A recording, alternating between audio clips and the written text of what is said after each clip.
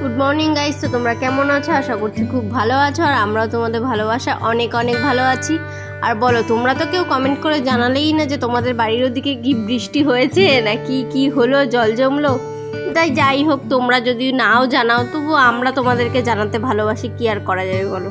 তো আজকে সকাল সকাল একদম ঘরের কাজকর্ম সেরে বসে পড়েছি। হচ্ছে মানে এই পুজো দেওয়াটা না সব থেকে হচ্ছে বড় কাজ। মানে এই কাজটা হয়ে গেলে মনে হয় কি বাড়ির যেন সমস্ত কাজই কমপ্লিট। তো একদম ঘরের সব কাজকর্ম সেরে সকালবেলা স্নান করে আগে পুজোটা দিতে চলে এসেছি।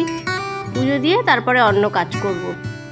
আর এই পুজো দিতে বসলে আমার অন্তত মিনিমাম 1 ঘন্টা সময় লাগে। কেন জানি না আমার সময় লাগে, কারণ এতগুলো ঠাকুর, মানে ঠাকুর একদম সব হয়ে গেছে। গোপাল স্নান করানো, শিব স্নান করানো, সবাইকে পরিষ্কার করা, এই করতে করতেই যেন কত সময় চলে যায়। আমি যদি তোমাদেরকে এরকম আমার পুরো পুজো দেওয়ার ভিডিওটা দেখান না, তো মিনিমাম যেন কতক্ষণ, আধা ঘন্টার তো ভিডিও হয়ে যাবে। তো তোমরা বোর হয়ে যাবে না ভিডিও দেখতে দেখতে। তার জন্য আমি কি করেছি, ভিডিওটাকে একটুখানি ফাস্ট করে দিয়েছি, দিয়ে দিলাম, তাহলে তোমাদের একটু দেখতে ভালো লাগবে, এটাই আর কি।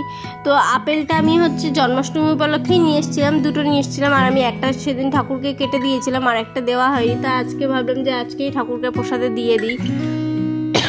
তো সব ঠাকুরকেই কিন্তু আমি প্রসাদে তুলসী পাতা দিই, কিন্তু যেই মানে আর কি বাটাটা লক্ষ্মী ঠাকুরের ওখানে দিই, সেই বাটাটাতে তুলসী পাতা দিই না। কারণ শুনেছি আমি যতটা, যে লক্ষ্মী ঠাকুরের ওখানে তুলসী পাতা দিতে নেই। জানি না কত দূর কি বলতে পারবো না, মানে যেটা শুনেছি সেটাই করি এই আর কি। তো তোমরা কিন্তু কেউ আবার এটা ভেবো না যে আমি আরতি করছিলাম, ঠাকুরের ঘন্টা বাজাচ্ছিলাম, প্রদীপ দেখাচ্ছিলাম যে এত তাড়াতাড়ি।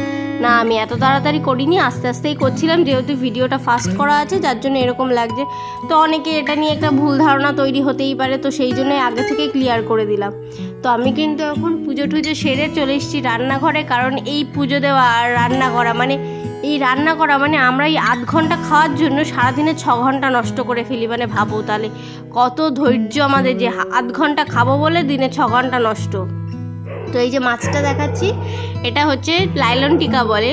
তো এই অ্যাকচুয়ালি এই মাছটা কিন্তু মানে ধরা মাছ, মানে যেহেতু বর্ষা, মানে এই যে জল জমে গেছিলো, বৃষ্টি হয়েছিল, তো আমার বাপের বাড়ির ওখানে প্রচুর জল জমে গেছিলো। আর আমাদের বাড়ির আশেপাশে ওখানে হচ্ছে ভেড়ি আছে, মানে মাছ সব ভেসে চলে এসেছিলো। তো আমার বাবা মাছগুলো ধরেছিল, তো সেই মাছগুলো এখানে পাঠিয়েছিল। তো আজকে আমি সেই জন্যই ভাবলাম যে একটুখানি হচ্ছে মাছটা রান্নাই করি। আর জ্যান্ত মাছ, তো আমি কিন্তু জ্যান্ত মাছ কাটতে পারি না। আমি কি করি, জ্যান্ত মাছগুলোকে ফ্রিজে ঢুকিয়ে দিয়ে তারপর মরে যায়, তারপরে গিয়ে কাটি।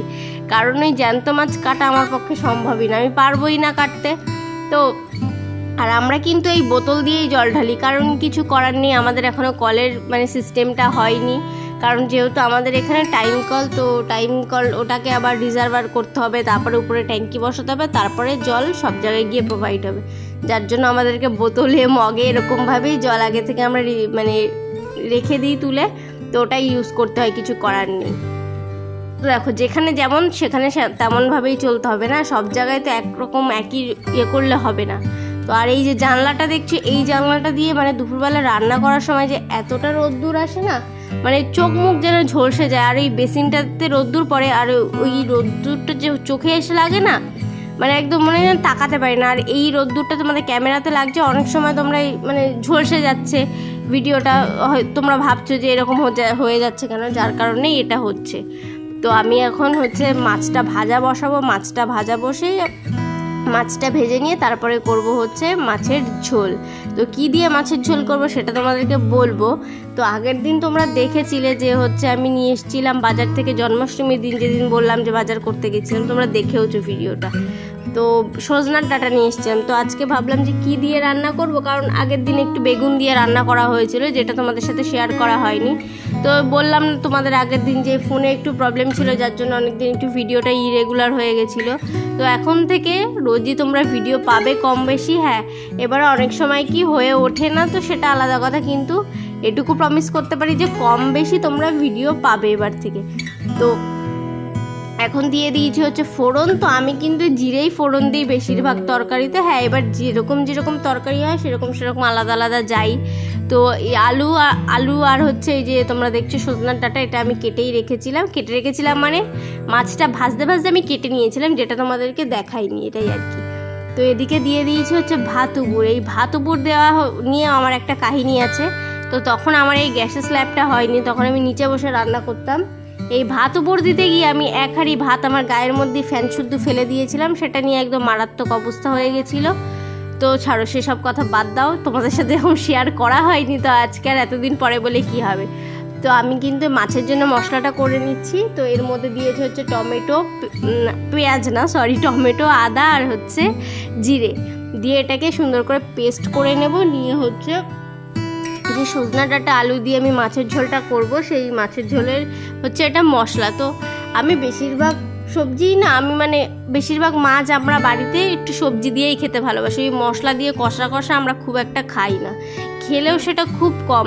মানে অনেক সময় হয় কি, কাতলা মাছ ফাছ আনলে না, তখন তো আর সবজি দিয়ে ভালো লাগে না, তখন হচ্ছে একটু আমরা মশলা দিয়ে খাই। আর বেশিরভাগ সময়ই আমরা তোমার এরকম সবজি দিয়ে রান্না করা খাবার খেতেই ভালোবাসে, মানে আমাদের বাড়ির সবাই ভালোবাসে। আমি কিন্তু আলুটাকে ভালো করে ভেজে নিয়েছি, ভেজে নিয়ে তোমার মশলাটা দিয়ে দিলাম, আর যে মশলাটা আমি পেস্ট করেছিলাম ওই মশলাটা দিয়ে দিয়েছি। এক্সট্রা আর কোনো কিছুই দিইনি। এক্সট্রা দিতে হবে হচ্ছে নুন, হলুদ, আর আমি একটুখানি দিয়েছিলাম হচ্ছে কাশ্মীরি লঙ্কার গুঁড়ো, একদম সামান্য পরিমাণে, খুব একটাও বেশি দিইনি। আর এরপরে মশলাটা একটুখানি কষিয়ে তারপরে দিয়ে দিয়েছি হচ্ছে তোমার সজনার ডাঁটাটা, যেটা দিয়ে আর একটুখানি কষিয়ে মানে একটু ভালো করেই কষাতে হবে। আর এই দেখো, সজনা ডাঁটার মধ্যে একটা আলু লুকিয়ে ছিল, সেটাকে আমি আবার এই কাঁচা অবস্থাতে দিয়ে দিলাম, ভাজা হলো না।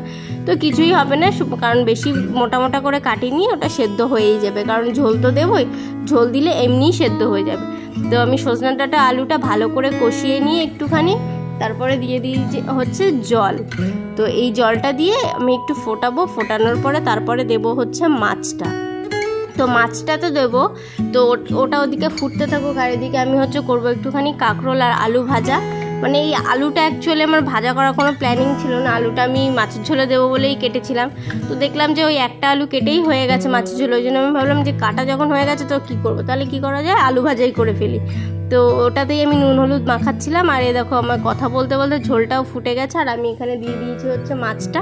তো মাছটা দিয়ে একটুখানি ফুটিয়ে নিয়ে তারপরে আমি এই তরকারিটা আর কি নামিয়ে দিয়েছি।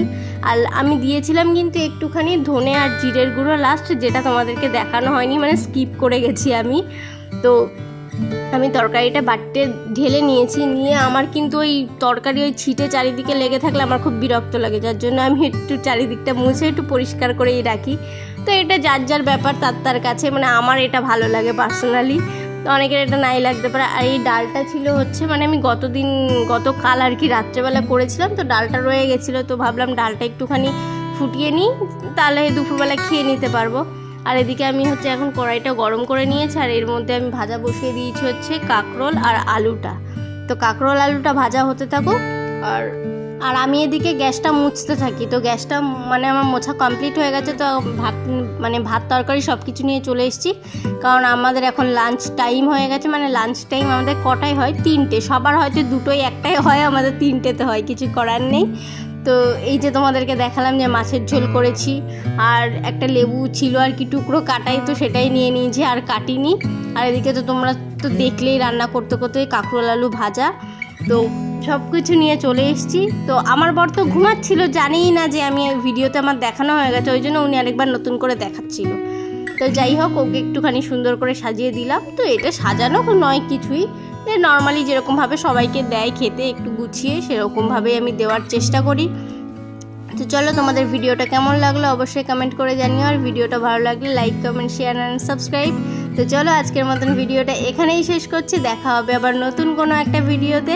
তো চলো আমরা খেয়ে নিই, আর তোমরা কিন্তু আমাদের চ্যানেলটাকে অবশ্যই সাবস্ক্রাইব করে দিও। টাটা।